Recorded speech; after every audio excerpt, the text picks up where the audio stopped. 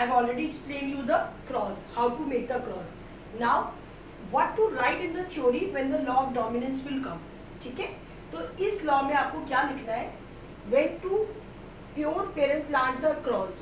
Now you said ma'am two pure parent plants क्या, समझते जाते हैं लॉ को, आर आर स्मॉल आर, ये प्योर है क्योंकि दोनों लेटर्स सेम है. Is it okay? आप having one pair of contrasting trait, very important, इसको अंडरलाइन कर लो. एग्जाम्स में भी make a habit of underline the important points, बहुत वेटेज मिलती है बायो के अंदर, तो ये हैबिट बनाओ कि जो इंपॉर्टेंट पॉइंट्स है उसको अंडरलाइन करना है. Now having one pair of contrasting trade का मतलब क्या हुआ, that is monohybrid. 1 mark question, put a star. I am very fond of writing star. मेरे स्टूडेंट्स जानते हैं कि मैम इज ऑलवेज सेड कि पुट अ स्टार. स्टार का मीन्स कि इंपॉर्टेंट पॉइंट है, हाईलाइटर्स है. मोनोहाइब्रिड का मतलब है कि जब एक पेयर कॉन्ट्रास्टिंग ट्रेड का कंपेयर हो रहा है. कॉन्ट्रास्ट क्या है, शेप इसकी राउंड और रिंकल, लेकिन कंपैरिजन सिर्फ एक पैरामीटर पे हो रहा है, एक फैक्टर पे हो रहा है, that is shape of the seed. तो वी कॉल इट मोनोहाइब्रिड. तो 1 मार्क का क्वेश्चन तो यही है. ठीक है, अब इसके बाद हमने कहा इसके गैमेट्स बनाए थे, अभी एक्सप्लेन किया था. ठीक है, then only one of the trait will appear in the first generation. जब इसका हमने क्रॉस किया तो we get only 100% heterozygous round. Heterozygous round बोलेंगे या हाइब्रिड राउंड, पूरे मार्क्स है.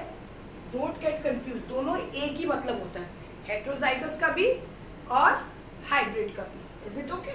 तो दोनों आपको एक साथ लिखने, कुछ भी आप लिख सकते हो. डोंट गेट कंफ्यूज कि मैम हाइब्रिड आ गया. हाइब्रिड का मतलब भी यही है. अगर दे सेट कि 100% हाइब्रिड राउंड है तो इसका मतलब भी यही है. तो दोनों टर्मिनोलॉजी एक ही बात है. हाइब्रिड मतलब मिक्सचर.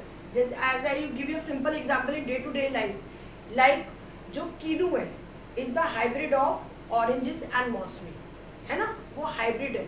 जो कीनू है आर्टिफिशियल वैरायटी है तो उसे हाइब्रिड कहते हैं. तो ऐसे इसमें कैपिटल आर है और स्मॉल आर है, तो वी कॉल इट हाइब्रिड और heterozygous round. Is it okay? अब they set the trait, another one, इसको अंडरलाइन करेंगे. डेफिनेशन 1 मार्क की ये आती है. Explain dominant and recessive trait. Recessive trait और डोमिनेंट ट्रेड में डिफरेंस भी आ सकता है. The trait which will appear in F1 generation, जो फर्स्ट जनरेशन में ट्रेड अपीयर हुआ है. ट्रेड फिर बार बार बोल रही हूँ, बार बार आपको एक्सप्लेन कर रही हूँ. ट्रेड का मतलब फिनोटाइप, देखने में कैसे होंगे, उनका लुक कैसा है, उससे ट्रेड हम कहते हैं. ठीक है बच्चा? आप ट्रेड का आउटकम क्या है, फर्स्ट जनरेशन में कौन सा ट्रेड आया, तो आप आंसर लिखोगे the dominant trade is capital T, half marks इसके, which give you a phenotype of, sorry, in this we have a R, we take a round. और अब देखो यहीं पे मैं अपनी मिस्टेक के साथ आपकी मिस्टेक को रिलेट करती हूँ. Because we are habit of writing tall and drop again and again. हमें ये हैबिट है कि हम टॉल और ड्रॉप पढ़ते जा रहे हैं, तो कोई भी लेटर्स आता है हम टॉल और ड्रॉप्स को ही लिखाते हैं.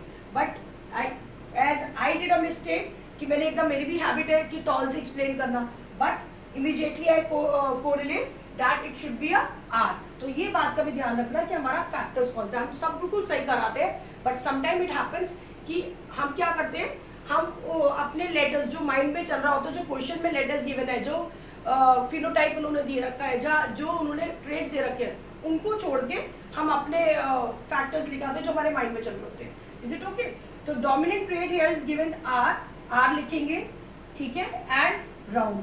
And the trait which is unable to express in the presence of other trait is the recessive trait. तो recessive trait क्या हुआ, कौन से लेटर से रिप्रेजेंट हुआ, स्मॉल आर, इसके half marks and then wrinkle. और यहाँ पे आपका first law of dominance finish off हो गया. अगर आपको ये क्वेश्चन आता है कि लॉ ऑफ डोमिनेंस एक्सप्लेन करो, या आपको क्रॉस गिवन है ऐसा, अपनी ऑब्जर्वेशन दो, तो आपको कौन कौन से पॉइंट देने हैं, F1 जनरेशन में आप दोगे. दिस पूछते हैं कि Mendel what does Mendel has conclude from this experiment. तो you have to be first write that this they have conclude the law of inheritance में कौन सा लॉ को जस्टिफाई कर रहा है. सबसे पहले लिखो he has concluded the law of dominance, 1 marks.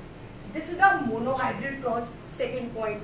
Third point, the dominant trait is capital R, which is phenotype is round, and the recessive trait is the small r and represented wrinkled. And the outcome is 100% heterozygous round या hybrid round. ठीक है, this is the main outcome. ये observation के अंदर आपको ये सारे points cover करने हैं. इसके साथ ही हमारा लॉ ऑफ डोमिनेंस खत्म होता है FN जनरेशन में.